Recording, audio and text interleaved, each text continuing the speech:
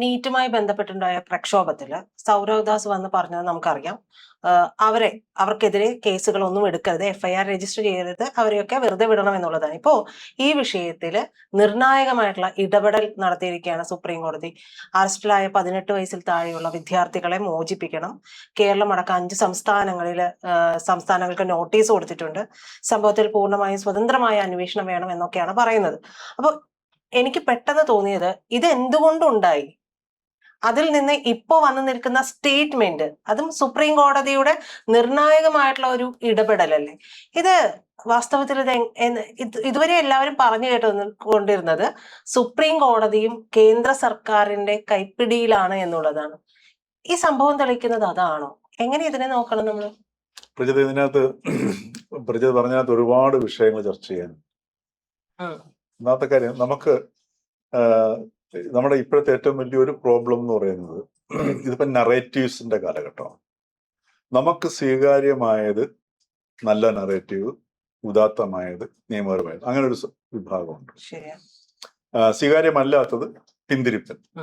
ഇപ്പൊ ഉദാഹരണത്തിന് കേന്ദ്ര സർക്കാരിനെ വിമർശിച്ചുകൊണ്ടുള്ളൊരു വിധി വന്നു കഴിഞ്ഞാൽ സുപ്രീം കോടതി നമ്മുടെ കോടതിയിൽ പ്രതീക്ഷ അർപ്പിക്കാം. അതേ സമയത്ത് ഈ ആ പ്രസ്താവന ഇറക്കുന്ന വ്യക്തികൾ തന്നെ തങ്ങൾക്ക് അനുകൂലമല്ലാത്തൊരു സാധനം സ്വീകാര്യമല്ലാത്തത് വന്നു കഴിഞ്ഞാൽ ഉടനെ തന്നെ വിധിക്കായി കേന്ദ്ര സർക്കാരിന്റെ പിന്തുണയാണ്. ഓഫ് കോഴ്സ് പൂർണ്ണമായിട്ടും നമ്മുടെ ഇന്ത്യൻ ജുഡീഷ്യറി അഴിമതിയിൽ നിന്നോ അല്ലെങ്കിൽ പക്ഷപാതത്തിൽ നിന്നോ മുക്തമാണെന്ന് ഹൈക്കോടതിയിലെ ചീഫ് ജസ്റ്റിസ് പോലും സമ്മതിക്കുന്നില്ല. നമ്മുടെ നേതാക്കൾ ജസ്റ്റിസുമാരെല്ലാം പറഞ്ഞിട്ടുള്ളതാണ് ഇത്ര ശതമാനം കറക്റ്റ് ആയിട്ടുള്ള ജഡ്ജിമാരുണ്ടെന്നുള്ളത്. അതൊക്കെ ഉണ്ടാവും.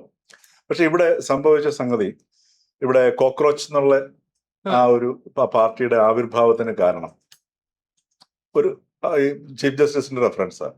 പക്ഷെ ആ ചീഫ് ജസ്റ്റിസിന്റെ ഒരുപക്ഷെ അദ്ദേഹത്തിന്റെ പറഞ്ഞ ആ പരാമർശം നടത്തിയ സമയത്തെ വാചകങ്ങളുടെ ഘടനയിൽ അടങ്ങിയിട്ടുള്ള അവ്യക്തത കൊണ്ടോ അതല്ലെങ്കിൽ നല്ല വ്യക്തത ഇല്ലായ്മ സംഭവിച്ചതായിരിക്കും. പക്ഷെ എങ്കിലും അദ്ദേഹം ഉദ്ദേശിച്ചത് മനസ്സിലായി കഴിഞ്ഞാൽ ഈ എല്ലാ മേഖലകളിലും വ്യാജന്മാരുണ്ട്, വ്യാജത്തികളും ഉണ്ട്.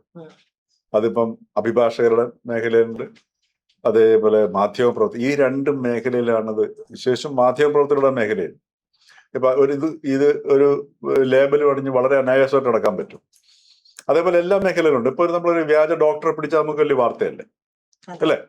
അപ്പൊ അതേപോലെ ഈ കോടതിയിൽ ഈ പറഞ്ഞ പോലെ വ്യാജ ബിരുദങ്ങൾ സംഘടിപ്പിച്ച് ജോലിയില്ലാതെ ഈ പബ്ലിക് ഇൻട്രസ്റ്റ് ലിറ്റിഗേഷൻ കൊടുത്ത് നടക്കുന്ന ചില വിഭാഗങ്ങളുണ്ട്, കോടതിയുടെ സമയം കളയാൻ എന്നുള്ള അവരെ ഉദ്ദേശിച്ചിട്ടാണ് ശരിക്കും പറഞ്ഞാൽ ചീഫ് ജസ്റ്റിസ് ഈ കോക്രോച്ചസ് എന്ന് പറയുന്ന ഈ വ്യാജന്മാർ ജോലിയില്ലാതെ നടക്കുന്നത്. അതായത് വ്യാജ ഡിഗ്രി ഉള്ളവർക്ക് ഒരു നല്ല വിഭാഷണം പറ്റില്ലല്ലോ.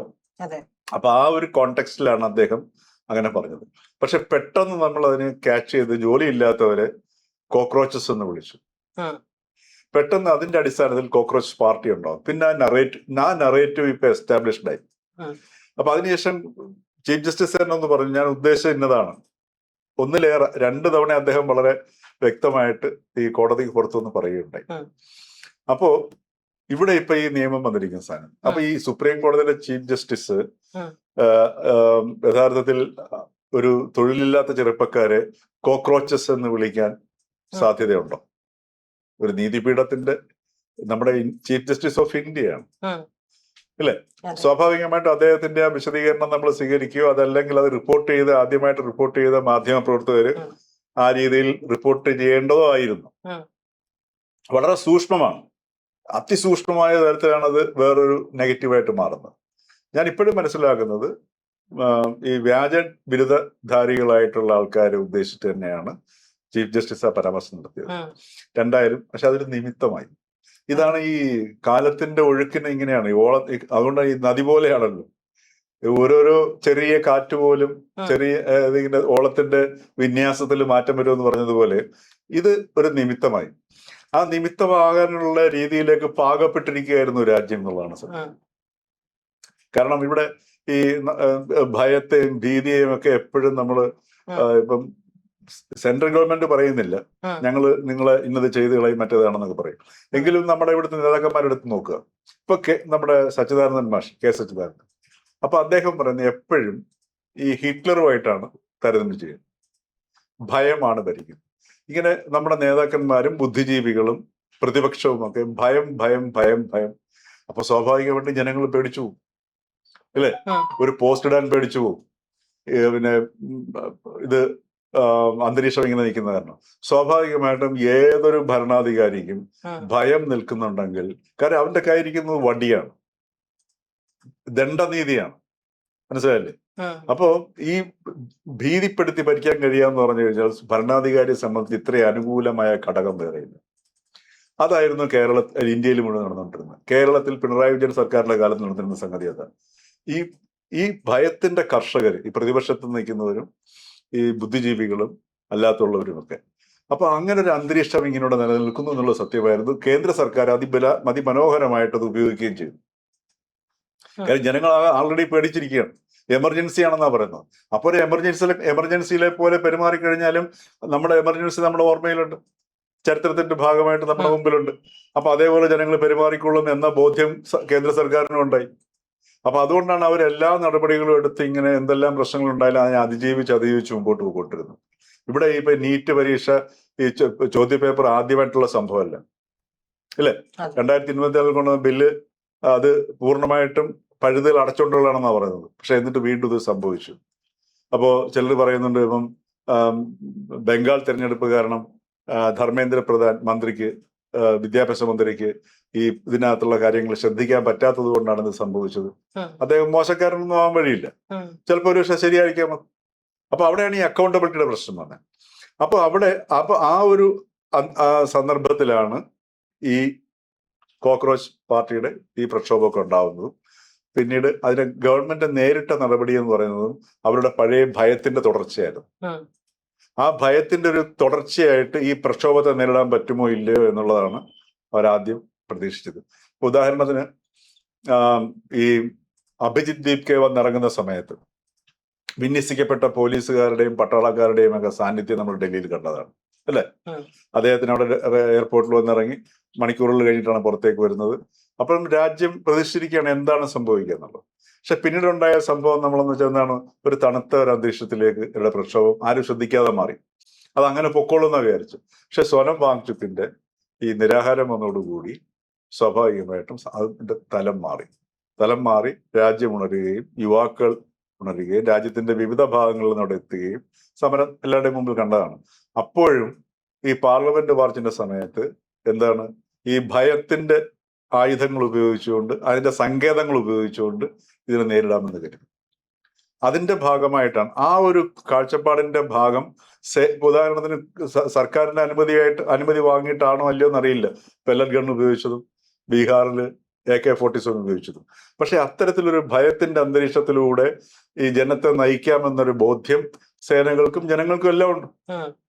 മനസ്സിലായില്ലേ? അപ്പൊ അതിനെതിരെയാണ് ഇപ്പൊ യഥാർത്ഥത്തിൽ ഇപ്പൊ സുപ്രീം കോടതി ഈ ഒരു വിധി, ഈ പറഞ്ഞത്, ഇന്നത്തെ സുപ്രീം കോടതിയുടെ ഈ ഒരു നിർദ്ദേശങ്ങൾ എന്ന് പറയുന്നത് ഇന്ത്യൻ ജനമനസ്സിനെ തിരിച്ചറിഞ്ഞുകൊണ്ടും നമ്മുടെ ജനായത്ത സംവിധാനത്തെ അതിന്റെ എല്ലാ സത്തയും ഉൾക്കൊണ്ടുകൊണ്ടുള്ള ഒരു നിർദ്ദേശം കൊടുത്തിരിക്കുന്നത്. സമസ്ത തലത്തിലും കൊടുത്തിട്ടുണ്ട് അല്ലേ? അതായത് ഇതിനെക്കുറിച്ച് 18 വയസ്സിന് താഴെയുള്ള കുട്ടികളെല്ലാം വിട്ടയക്കണം, ഇതിന്റെ പേരിൽ ആൾക്കാരെ ശാരീരികമായിട്ട് ഉപദ്രവിക്കാൻ പാടില്ല തുടങ്ങിയിട്ടുള്ള വളരെ വിശദമായിട്ടുള്ള ഒരു നിർദ്ദേശമാണ്. അതുപോലെ അന്വേഷണം നടത്തണം, പിന്നെ അതുപോലെ തന്നെ പ്രോട്ടോകോൾ ഉണ്ടാക്കണം, വളരെ അത്യാവശ്യമാണ്.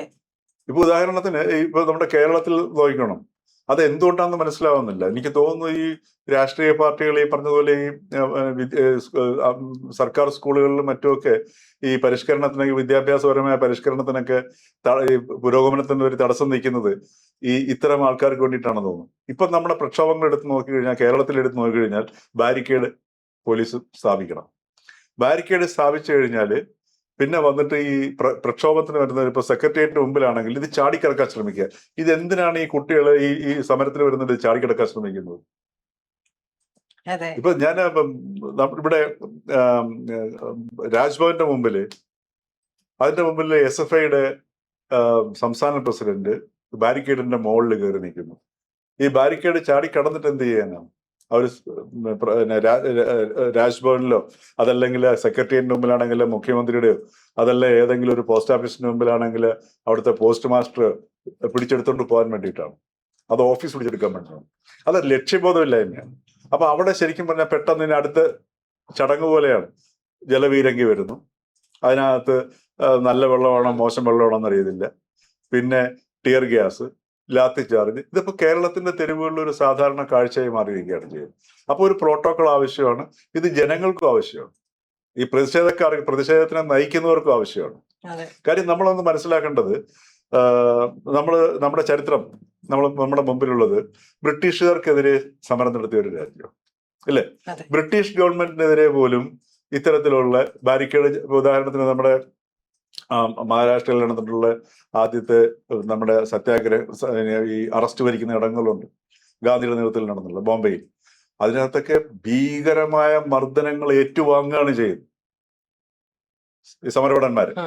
അതേപോലെ നിയമം ലംഘിച്ചു കഴിഞ്ഞാൽ നേരെ ജയിലിലേക്ക് പോവുകയാണ് ചെയ്യുന്നത്. നിയമം ലംഘിച്ചു കഴിഞ്ഞാൽ ലംഘിച്ചിട്ടുണ്ട് എന്ന് കോടതിയിൽ പറയുകയാണ്.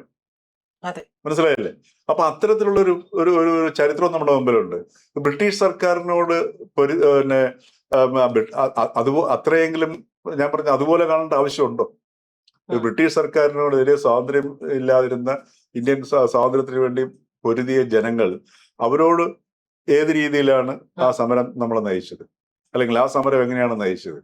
അപ്പൊ അത്രയും ബ്രിട്ടീഷുകാരുടെ കണക്കുള്ള അവസ്ഥയൊന്നും നമ്മുടെ ഭരിക്കുന്നതിനുള്ള അവസ്ഥയില്ലല്ലോ.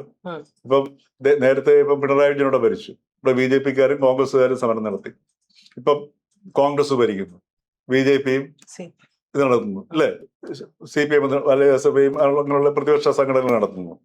എന്നാലും ഒരു അവസരമില്ലേ, മാറാനുള്ള അവസരമില്ലേ? ഞാൻ പറയുന്നത് ബ്രിട്ടീഷുകാരുടെ അടുത്ത് പോലും കാണിച്ചിരുന്ന ഒരു മര്യാദ ജനങ്ങളും കാണിക്കേണ്ട ആവശ്യമുണ്ട്. അവിടെയാണ് രാഷ്ട്രീയ പാർട്ടികളും ഈ ചിന്തിക്കാൻ ചിന്ത ഉണ്ടെന്ന് പൊതുജനത്തിന് ബോധ്യമാവുന്ന രീതിയിൽ പ്രവർത്തിക്കാൻ താല്പര്യമുള്ള വിദ്യാർത്ഥി നേതാക്കളും അവരുടെ സമരത്തിന്റെ ഒരു പ്രോട്ടോകോൾ, അതിലൂടെ അവരുടെ സംഘടനയുടെ സ്വഭാവം നമ്മൾ അറിയാൻ കഴിയണം. ഇതിപ്പോ അതല്ല, പോയി 2 അടി വാങ്ങുക, പിന്നെ ഈ പറഞ്ഞതുപോലെ അവിടെ എന്തെങ്കിലും പ്രശ്നം ഉണ്ടാക്കുക, അങ്ങനെ എന്തെങ്കിലും ഉണ്ടായി കഴിഞ്ഞാൽ പിന്നെ നേതാവാകാം എന്നൊരു ധാരണ ഇപ്പോൾ ഇവിടെ ഉണ്ട് അല്ലേ? ഇപ്പൊ ഈ സത്യം പറഞ്ഞു കഴിഞ്ഞാൽ ഇവിടെ എനിക്ക് തോന്നുന്നു, ഇവിടെ ഈ തുണിക്കട അല്ലെങ്കിൽ പിന്നെ റെഡിമെയ്ഡ് ടെക്സ്റ്റൈൽ ഷോപ്പുകാരൊക്കെ എനിക്ക് തോന്നുന്നു കളറുകളുള്ള അടിവസ്ത്രങ്ങൾ ഇറക്കി തുടങ്ങി. അതിന്റെ കാരണം എന്ന് വെച്ച് കഴിഞ്ഞാൽ ഇപ്പൊ ഈ മർദ്ദനത്തിന് ഈ സമരത്തിന് വരുന്ന ആൾക്കാരൊക്കെ സമരത്തിൽ പങ്കെടുത്തിട്ട് പിടിച്ചെടുത്തോണ്ട് വെള്ളം നനഞ്ഞ് പിടിച്ചെടുത്തോണ്ട് പോകുമ്പോൾ അമൃത ഇവരുടെ ഈ പലരുടെയും അടിവസ്ത്രങ്ങൾ നമുക്ക് കാണാൻ കഴിയുന്നുണ്ട്. അപ്പൊ ഇത്തരത്തിലുള്ളൊരു അപഹാസ്യമായ അവസ്ഥയിലേക്ക് നമ്മുടെ സമരങ്ങളും പോകണം. അപ്പൊ അതിനെ നേരിടേണ്ടതിനും പ്രോട്ടോകോൾ വേണം. ഇവരെ ഈ പറഞ്ഞ പോലെ എല്ലാ സമരത്തിനും ഈ ജലപീരങ്കി ഉപയോഗിക്കേണ്ട ആവശ്യമുണ്ടോ? അതിനകത്ത് ഉപയോഗിക്കുന്ന വെള്ളം എന്തെല്ലാം രോഗങ്ങളുണ്ടാക്കാം, അതൊക്കെ അവസാന ഘട്ടം ഉപയോഗിക്കേണ്ട സാധനങ്ങളല്ലേ? അപ്പൊ ഇത്തരത്തിലൊരു പ്രോട്ടോകോൾ വളരെ ആവശ്യമാണ്. അതിനും ഇന്നത്തെ ഈ സുപ്രീം കോടതിയുടെ വിധി വഴിവെക്കും എന്ന് നമുക്ക് കരുതാം. അതേപോലെ തന്നെ ഏറ്റവും ഗുരുതരമായ സംഭവം നമ്മുടെ മുമ്പിൽ നിൽക്കുന്നത് ബീഹാറിലെ വെടിവെപ്പും അതുപോലെ തന്നെ പെല്ലറ്റ് ഗൺ വെച്ചിട്ടുള്ള വെടിവെപ്പും. അതൊക്കെ നമുക്കൊരു ഒരു സൊസൈറ്റിയിൽ ഒരിക്കലും നമുക്ക് എന്താ പറയുക ന്യായീകരിക്കാൻ പറ്റുന്നതോ അതല്ലെങ്കിൽ അതിനെ വെറുതെ നോക്കിയിരിക്കാൻ പറ്റുന്നതായ സംഗതിയല്ല. അപ്പൊ എന്തായാലും ഇത് സുപ്രീം കോടതിയിലെ പിന്നെ വേറൊരു ഈ പറഞ്ഞതുപോലെ സുപ്രീം കോടതിയിലെ ഒരു ഈ പറഞ്ഞ തങ്ങളുടെ ഭാഗത്തു നിന്ന് വന്ന കോക്രോച്ച് പ്രയോഗം കൊണ്ട് ഉണ്ടായതാണ് എന്ന് പറയേണ്ടത്. അതല്ല, ഈ ജൻസികളുടെയും രാജ്യത്തിന്റെയും താല്പര്യത്തിന് വിരുദ്ധമല്ല സുപ്രീം കോടതി എന്ന ഒരു പ്രസ്താവന കൂടി നമുക്ക് ഇതിന്റെ പശ്ചാത്തലത്തിൽ വേണമെങ്കിൽ വായിച്ചെടുക്കാൻ കഴിയുന്നതാണ് അല്ലേ?